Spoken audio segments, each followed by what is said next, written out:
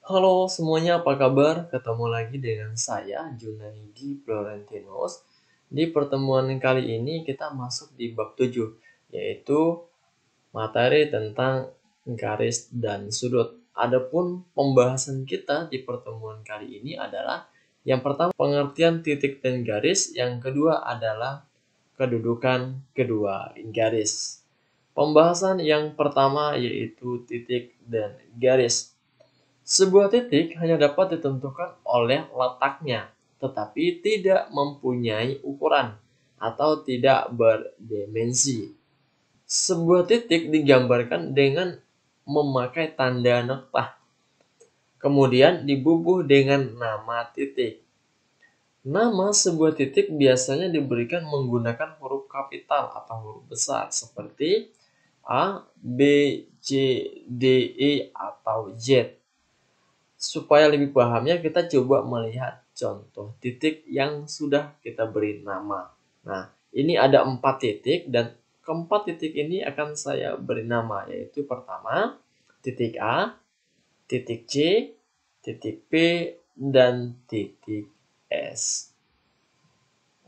Yang berikutnya adalah garis. Garis adalah kumpulan titik-titik dengan jarak yang sangat dekat, yang saling berhubungan dan memanjang ke kedua arah.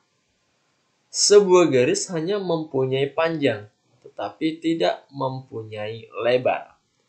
Nama sebuah garis dapat ditentukan dengan menyebut nama wakil dari garis itu sendiri dengan memakai huruf kecil seperti A, B, C, D sampai Z, atau menyebutkan nama segmen dari garis, titik pangkal, atau titik ujung.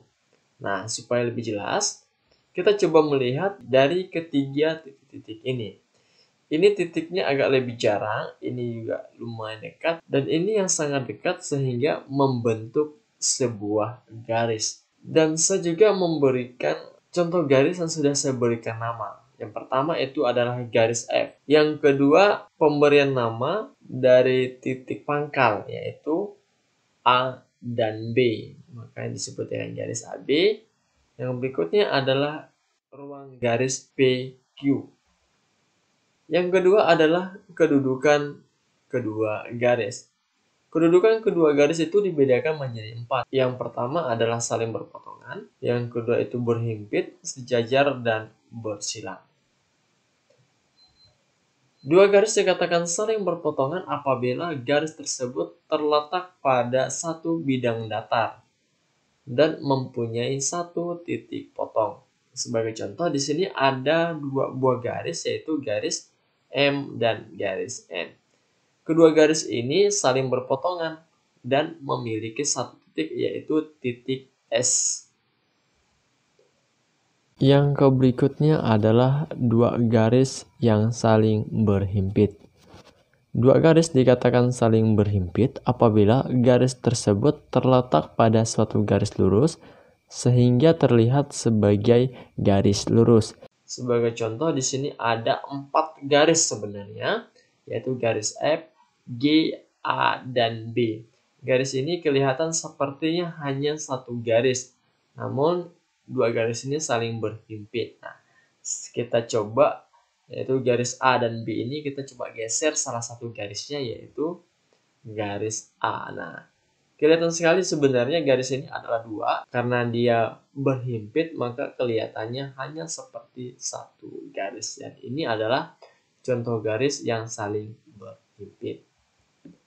Yang berikutnya adalah dua garis yang sejajar. Dua garis dikatakan sejajar jika kedua garis tersebut tidak berpotongan. Jarak kedua garis selalu tetap dan terletak pada satu bidang. Oleh karena itu, walaupun diperpanjang, kedua garis sejajar tidak akan berpotongan.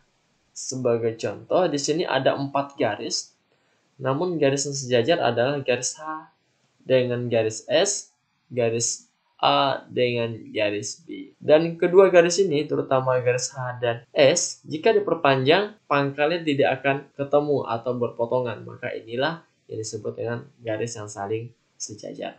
Begitu juga dengan garis A dan B.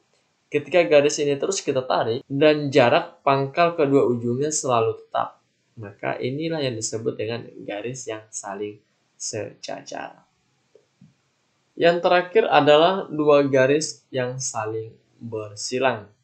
Dua garis dikatakan saling bersilang jika dan hanya jika terletak pada satu bidang datar dan tidak berpotongan.